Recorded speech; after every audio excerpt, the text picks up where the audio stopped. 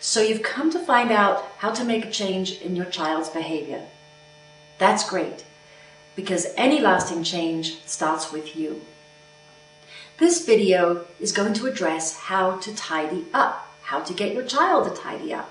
Toys, books, general mess around the house. Every parent's complaint. How do I get my child to tidy up?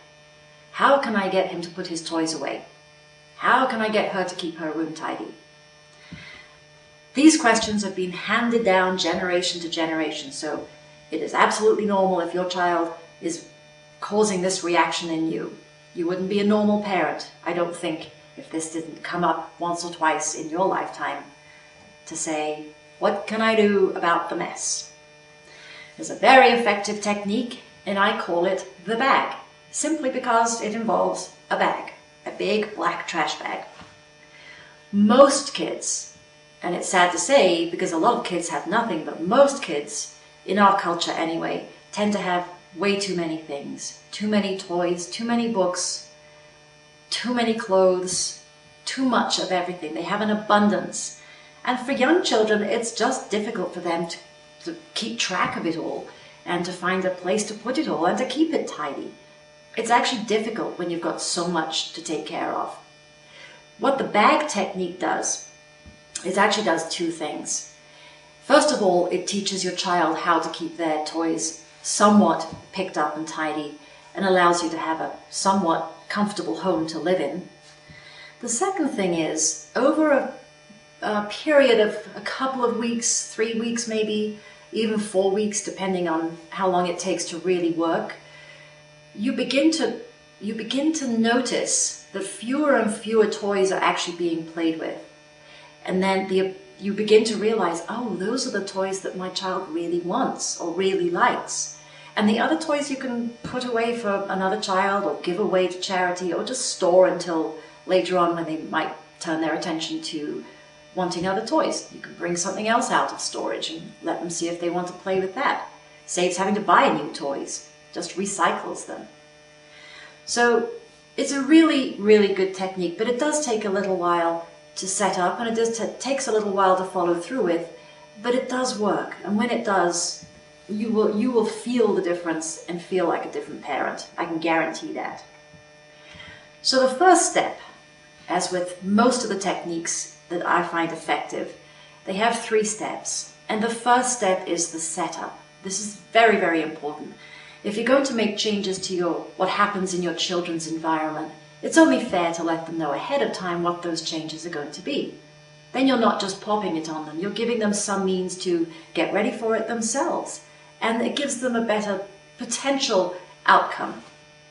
It's more likely they're going to follow through with it if they know what's coming. So in the setup, let them know that I'm just going to take it through what I would suggest, but you can customize this. Perhaps once a day, you're going to have them tidy up their toys and books and whatever, clothes, whatever else is lying around. You can define what it is you'd like them to clear up. If it's a 2-year-old or a 2.5-year-old or 3-year-old, they may only be able to pick up a few toys. They can't, if they've got into a huge mess, there's no way they're going to be able to tidy up the whole thing themselves.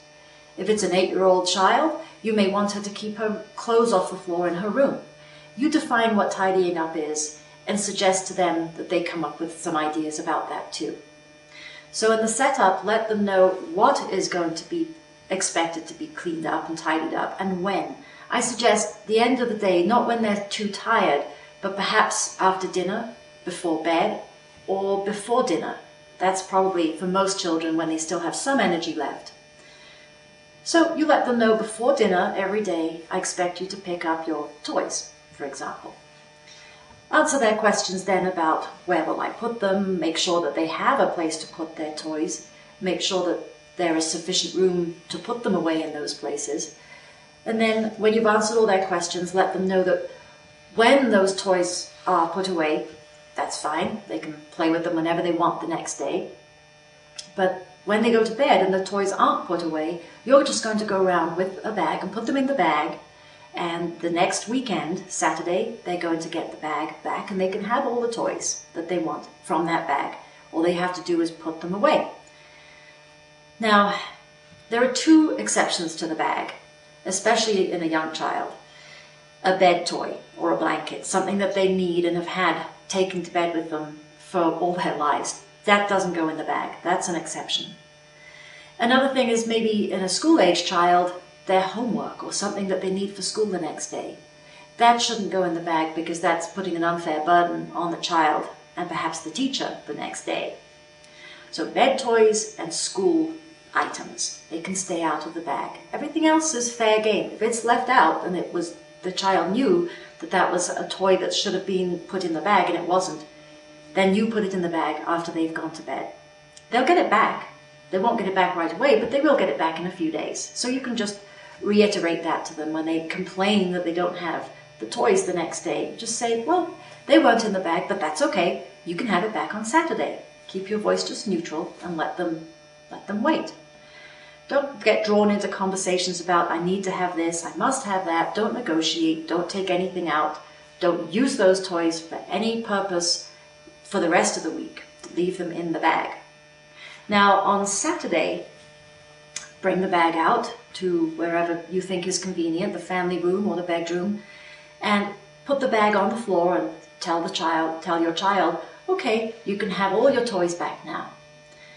So he will typically go into the bag and take out the things he missed most.